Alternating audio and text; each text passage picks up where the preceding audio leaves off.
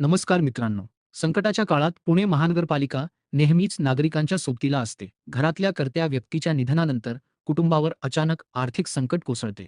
अशा कठीण प्रसंगात महिलांना आर्थिक आधार देण्यासाठी पुणे महानगरपालिकेच्या समाज विकास विभागातर्फे महिला व बाल कल्याण योजना अंतर्गत एक अत्यंत महत्त्वाची योजना राबवली जात आहे. ती म्हणजे विधवा महिलांना अर्थसहाय्य योजना. या योजनेअंतर्गत पात्र महिलांना एकरकमी 15,000 रुपयांची आर्थिक मदत थेट दिली जाते. आजच्या या व्हिडिओमध्ये आपण पाहणार आहोत की या योजनेचा लाभ कोणाला मिळतो, पात्रता काय आहे आणि यासाठी अर्ज कसा व कधीपर्यंत करायचा आहे. व्हिडिओ शेवटपर्यंत नक्की पहा. मित्रांनो, या योजनेचा लाभ थेट गरजू आणि पात्र महिलांपर्यंत पोहोचावा यासाठी पुणे महानगरपालिकेने काही महत्त्वाचे नियम आणि अटी ठरवून दिल्या आहेत. सर्वात पहिली आणि मुख्य अट म्हणजे ज्या व्यक्तीचे निधन झाले आहे त्या मृत व्यक्तीचे वय हे 18 ते 65 वर्षांच्या आतील असणे आवश्यक आहे. तसेच ती मृत व्यक्ती त्या कुटुंबातील एकमेव कमवती व्यक्ती असायला हवी, म्हणजेच त्यांच्यावरच संपूर्ण घर अवलंबून असायला हवे. दुसरी महत्त्वाची अट अशी की अर्जदार महिला पुणे महानगरपालिका हद्दीमध्ये गेल्या कमीत कमी 3 वर्षांपासून सलग वास्तव्य करत असावी आणि तसा पुरावा त्यांच्याकडे असणे गरजेचे आहे. आर्थिक निकषांबद्दल बोलायचे झाले तर मृत व्यक्तीच्या कुटुंबाचे एकूण वार्षिक उत्पन्न हे 1,00,000 रुपयाच्या आत असणे बंधनकारक आहे. इथे एक महत्त्वाची गोष्ट लक्षात ठेवा. जर तुमच्या कुटुंबाने शासनाच्या इतर कोणत्याही कुटुंब अर्थसहाय्य योजनेचा आधीच लाभ घेतला असेल, तर तुम्हाला या योजनेचा लाभ घेता येणार नाही.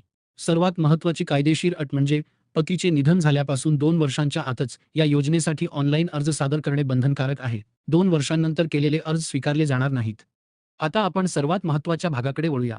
तो म्हणजे या योजनेसाठी कोणती कागदपत्रे आवश्यक आहेत. मित्रांनो, अर्ज करताना तुम्हाला सर्व कागदपत्रांची मूळ प्रत सोबत ठेवायची आहे. कोणतीही झेरॉक्स किंवा साक्षांकित प्रत अटेस्टेड कॉपी ऑनलाईन अपलोड करू नये, अन्यथा तुमचा अर्ज बाद होऊ शकतो.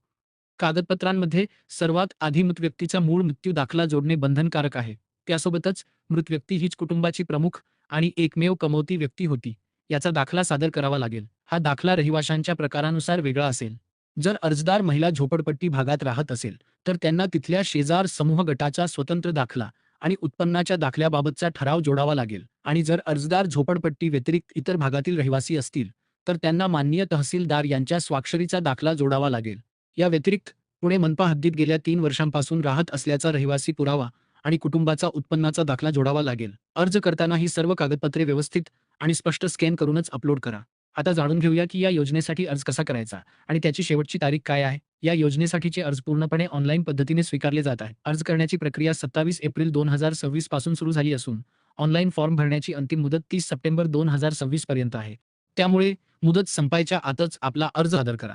अर्ज करण्यासाठी तुम्हाला पुणे महानगरपालिकेच्या अधिकृत संकेतस्थळाला भेट द्यायची आहे, जी आहे dbt.pmc.gov.in. या वेबसाईटवर जाऊन तुम्हाला महिला व बाल कल्याण योजना विभागात या योजनेचा फॉर्म मिळेल.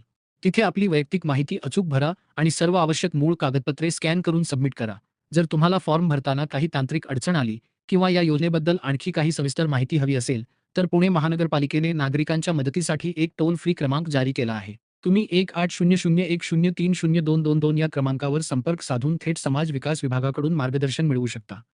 तर मित्रांनो, ही होती पुणे महानगरपालिकेच्या विधवा महिला अर्थसहाय्य योजनेची संपूर्ण आणि सविस्तर माहिती. संकटाच्या काळात मिळालेली ही 15,000 रुपयाची मदत एखाद्या गरजू कुटुंबाला नवी सुरुवात करण्यासाठी खूप मोठा हातभार लावू शकते. म्हणूनच मी तुम्हा सर्वांना आवाहन करतो की तुमच्या अवतीभोवती नातेवाईकांमध्ये किंवा मित्रपरिवारात अशा कोणतीही गरजू महिला असेल तर त्यांच्यापर्यंत हा व्हिडिओ आणि ही माहिती नक्की शेअर करा. तुमच्या एका शेअरमुळे एखाद्या कुटुंबाला हक्काची मदत मिळू शकते.